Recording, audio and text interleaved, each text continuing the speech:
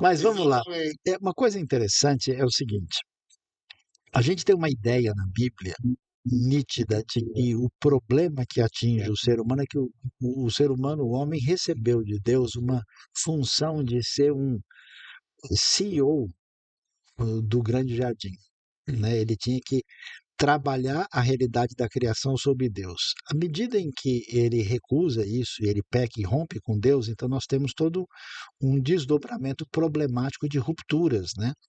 E esse descaminho faz com que os seres humanos venham a caminhar na direção mais terrível possível, que eles querem ser divinos. Então, todos os grandes poderes do mundo antigo, né, tanto no ambiente da Mesopotâmia, como no Egito e outras civilizações, os seus poderosos soberanos quiseram ser divinos. E isso está muito marcado na realidade da história do Egito. O faraó é uma divindade. E aí o que acontece? Nesse processo, vamos dizer, de perda total, Deus age na história do indivíduo num ambiente pagão, né? Como diz Josué 24:2, os nossos antepassados adoravam outros deuses além do rio, né, que é a história de Abraão e sua família. E aí Deus constrói essa história redentiva. E quando ele faz isso, é curioso que Israel vai nascer com a sua identidade de povo de Deus, exatamente libertado do Egito. E então é exatamente aí que Deus faz a aliança, ele fecha, assina o contrato, quando o povo sai do Egito e vai para o Sinai. Isso não é sem razão. Aí você tem uma relação muito curiosa entre a relação de aproximação e sintonia de Israel com as nações e a relação de afastamento e de ruptura e até mesmo de conflito. Então você vai ter uma coisa curiosa, né? Que as nações sem Deus estão em oposição ao povo de Deus.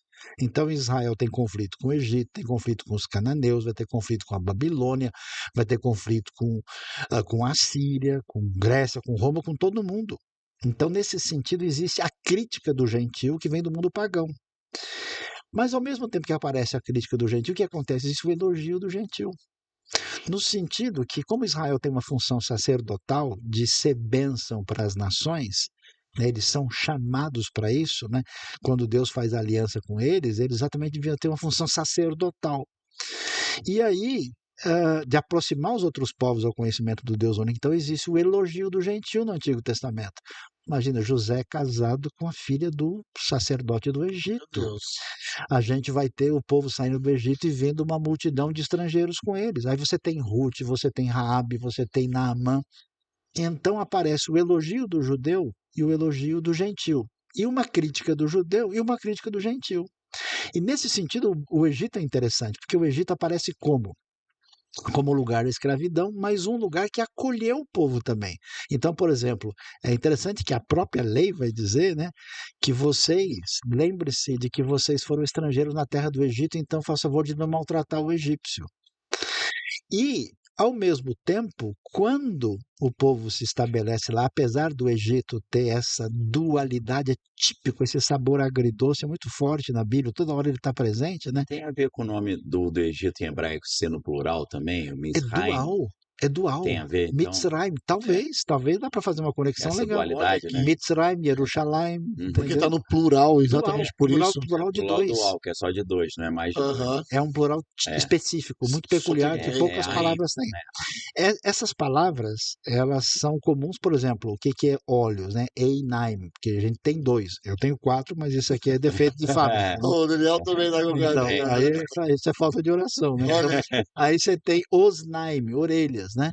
Mas assim, por que que Mitzrayim, Egito é Egiptos do dual, é. né? Ou Jerusalém, Dizem que é o Jerusalém Reino também. do Sul, Reino do Norte, mas acho que está para além disso, né? Então, aí vai aí o entender, espaço aí para vai longe conversar a é É, muita discussão. coisa. Agora, o que que acontece interessante é que quando você tem as visões proféticas de grande esperança de redenção da parte de Deus, o Egito vai aparecer em Isaías 19, verso 23 a 25. E olha só, aí é show de bola Vamos lá. demais. Aí arrebenta a boca do balão, porque haverá uma estrada que ligará o Egito até a Síria. O Egito é lembrança de escravidão. A Síria, potência destruidora do Reino do Norte.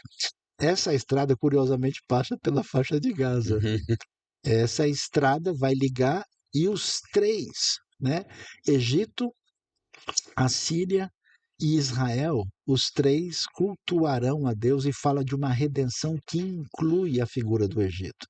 Então é muito interessante e extraordinário porque você tem a rebeldia, a ligação com o mal, a entrada no eixo da redenção, fazendo parte das nações que serão alcançadas pela grande proposta de Deus e um desfecho quando eles fazem parte dessa festa de maneira especial.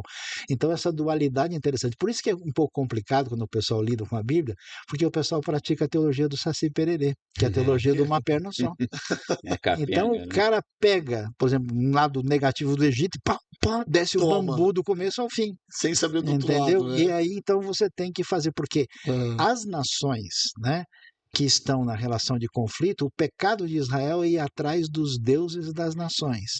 E isso não, quando chegar a redenção, o que que vai acontecer?